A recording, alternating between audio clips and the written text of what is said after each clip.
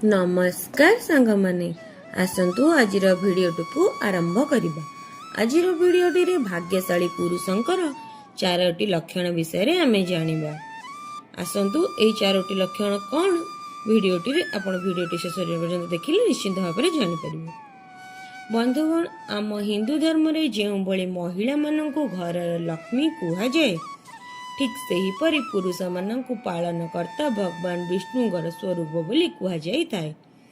एमितिरे मध्य माता लक्ष्मी भगवान नारायण बिना असंपूर्ण अटंती। नारी को गोटे पटे असंपूर्ण कुहा जाए, पुरुष को सही अन्न प्राप्तिर स्रोत कुहा जाए। नारी घर संसार करिथाए तो पुरुष सही घरर भरण पोषण करिथाए। एमितिरे समुद्र शास्त्र रे केवल नारी मानकर नुहे पुरुष मानकर मध्य विशेष गुरुत्वपूर्ण लक्षण विषय वर्णना करा जाइछि, जहाँ सूचाई थाए सेही पुरुष माने भाग्यशाली अटंती। जहाँ द्वारा आमे जानि परिबा एमिति केउ पुरुष अछंती जहार भाग्य सर्वदा उज्जवल रही थाए एवं सेमाने सर्वदा जीवन रे सफलता प्राप्त करिथांती। एमिति के भविष्य पुराण रे स्वयं भगवान ब्रह्मा एमानंकर उल्लेख करिसेंती। पुरुषंकर गढ़न एवं आचरण अनुमान करा जाई पारिबो। सर्वशेष तांकर भाग्य तांकर केते साधव तेबे चलंतु जानिबा पुरुषंकर सेही लक्षण विषय रे, जहा द्वारा यह जना पड़ी थाए से माने भाग्यशाली ना अभाग्यशाली। यह जानिबा पूर्व जदि आपण माने ए पर्यंत चैनल को सब्सक्राइब करि नाहंती तेबे डेरी न करी सब्सक्राइब करि नियंतु, जहा द्वारा आपण एपरी आध्यात्मिक वीडियो देखि परिबे। ता सहित गोटे छोटिया लाइक करबा को भूलिबेनी।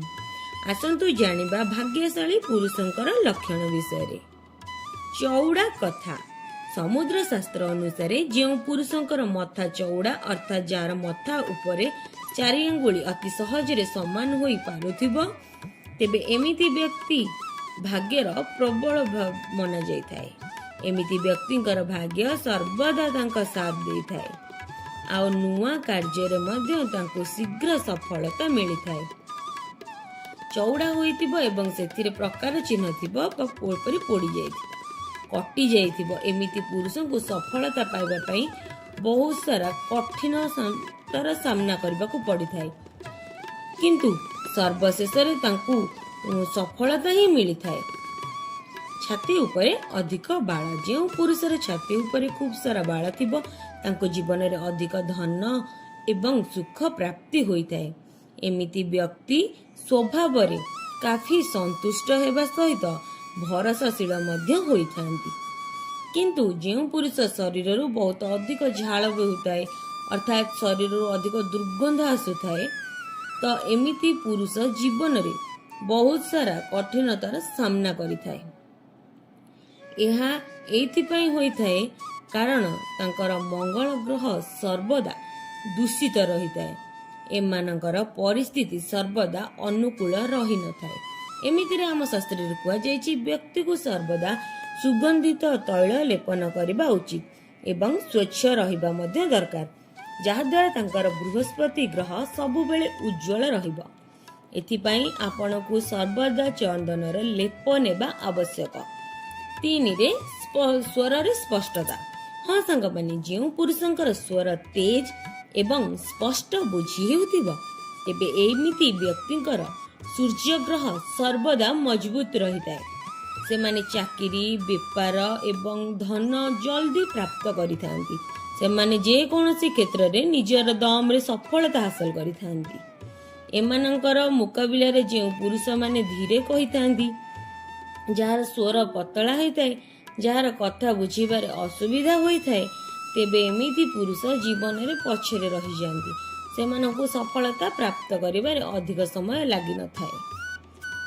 चतुर्थ रे आखि कला बड़ चमत्कार एमिति देखा जाई थाए। आमर आखि आम व्यक्तित्वर दर्पण होइथाए। एथिपई कुहा जाइछि आखिरु मनुष्यर मनर भाषा पढ़ी होइथाए। जदि कौनसी पुरुषर आखि बड़ कला एवं सुंदर होइथिबो एवं भीतर को दबेई कि नथिबो, आखि तळकु किछि भी कला दाग नथिबो, एमिति कि पुरुषंक ऊपर स्वयं हरि नारायणंकर कृपा रहिताए।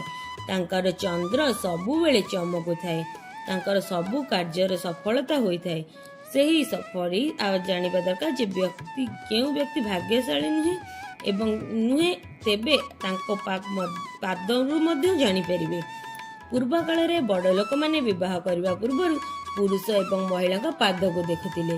ଏହାଦ୍ୱାରା ଦୁଇଟି କଥା ଜଣାପଡ଼ିଯାଉଥିଲା। ଯଦି ବାମ ପାଦ ଦ୍ୱିତୀୟ ଆଙ୍ଗୁଳି ବୁଢ଼ା ଆଙ୍ଗୁଳିଠୁ ବଡ଼ ହୋଇଥିବ ତେବେ ସେହି ବ୍ୟକ୍ତି ବହୁତ ଭାଗ୍ୟଶାଳୀ, ସହନଶୀଳ, କରୁଣାରେ ଭରପୁର ହୋଇଥାଏ।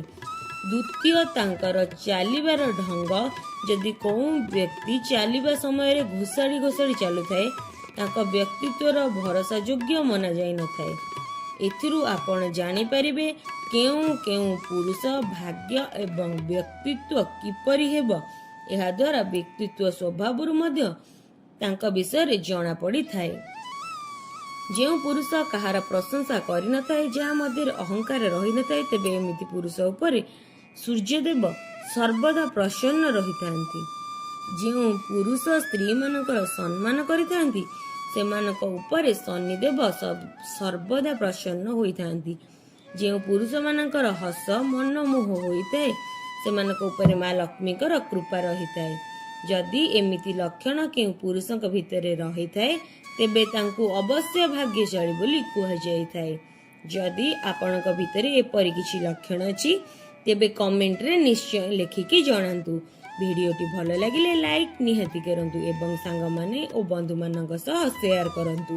ବେଲ୍ ଆଇକନକୁ ପ୍ରେସ୍ କରନ୍ତୁ ଯେପରି ଆଗାମୀ ଦିନ ଆପଣମାନଙ୍କ ପାଖକୁ ଆସୁଥିବା ସୁନ୍ଦର ସୁନ୍ଦର କାହାଣୀ ଗୁଡ଼ିକ ଆପଣଙ୍କ ପାଖରେ ସର୍ବପ୍ରଥମେ ପହଞ୍ଚି ପାରିବ। ଜୟ ଜଗନ୍ନାଥ।